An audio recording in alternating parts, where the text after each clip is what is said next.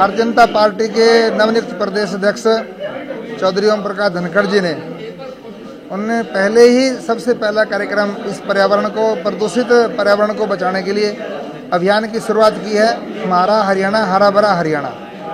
तो उसके लिए 3 अगस्त से लेकर के रक्षाबंधन के दिन से लेकर के 16 अगस्त जिस दिन भारत रत्न श्रद्धेय अटल बिहारी वाजपेयी जी की पुण्यतिथि है, हम लोग संगठन की तरफ से जैसे अध्यक्ष जी का आदेश है लगभग 5 लाख जो है 11,000 पौधे इस अभियान के तहत लगाएंगे। और 3 तारीख से जो रक्षाबंधन का दिवस है उस पर लगभग 31,000 पौधे को रक्षा सूत्र बांध कर उसकी सेल्फी लेकर के उसको जो है ना भेजेंगे अपने मंडल साहब, उसकी एल्बम भी बनाएंगे। तो ये अभियान एक बहुत अच्छा अभियान है, क्योंकि पर्यावरण जिस प्रकार से दूषित है, बहुत सी बीमारियां फैल रही हैं। तो माननीय अध्यक्ष जी ने जो जिम्मेदारी दी है, आज उसके नाते आज सरसा में आना हुआ, तो सभी कार्यकर्ताओं से आह्वान है इस अभियान को सफल बनाए और प्रत्येक मंडल में 1500 पौधे लगाएंगे और 3 तारीख को 31,000। ऐसे इस अभियान को सफल बनाने का काम सभी कार्यकर्ताओं के साथ किया है।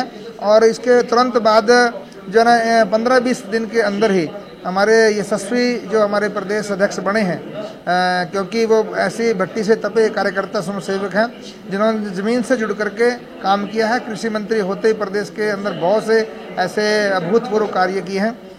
शीर्ष नेतृत्व उनको प्रदेश अध्यक्ष बनाया है, उनके अभिनंदन के, उनके प्रवास है, कार्यकर्ताओं से मिलने का जो प्रवास है उसकी तैयारी के लिए भी आज आना हुआ। तो जिस दिन उनकी तिथि घोषित होगी यहाँ पर आने की, अच्छा भव्य स्वागत हमारे सभी कार्यकर्ता करेंगे। बहुत धनखड़ जी के बनने से बहुत ही लाभ होगा, क्योंकि वो जमीन से जुड़े लोग आदमी हैं और कृषि मंत्री रहते हुए उन्होंने सूक्ष्म सिंचाई योजना, पढ़ी लिखी पंचायतें और जो है ना किसानों के लिए मुआवजे की बात, फसल बीमा योजना उन्होंने शुरू की है। तो उनके तो मैं काम इतने गिनूं, बहुत ज़्यादा काम है।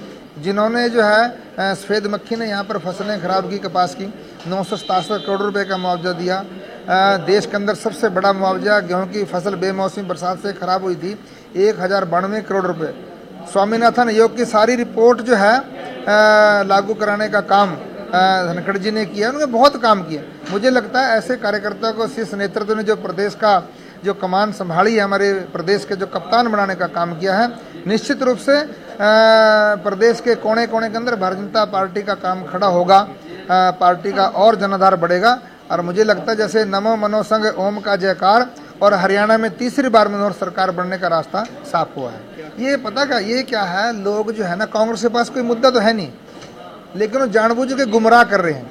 मुझे ये बताए, किसान केवल मंडी में फसल बेच सकता था, लेकिन किसान को छूट दे दी, अपने घर पर भी बेच सकता है, सड़क पर भी बेच सकता है। तो इसलिए किसान के लिए छूट दी है। लेकिन कुछ साथी हमारे उनको बेकारे हैं, ना अभी MSP पे नहीं खरीदेंगे, मंडी में नहीं आ सकेगी जिसमें आपकी फसल, इसलिए किसान को तो बहुत छूट दे दी है, इसलिए वो कहीं पर भी बेच सकता है। MSP पे हरियाणा सरकार खरीदेगी। और पहली बार मनोहर सरकार ने जहां गेहूं और जीरी खरीदती थी MSP पर, बाजरे का एक दाना खरीदा है, सूरजमुखी का एक दाना खरीदा है। और अभी बरसाती जो मक्का लगा है, इस बरसाती मक्के को भी जो कमिटमेंट किया, इसका भी एक दाना मनोहर सरकार खरीदने का काम करेगी। ये तो ऐसा है, विपक्ष के पास कोई मुद्दा नहीं है।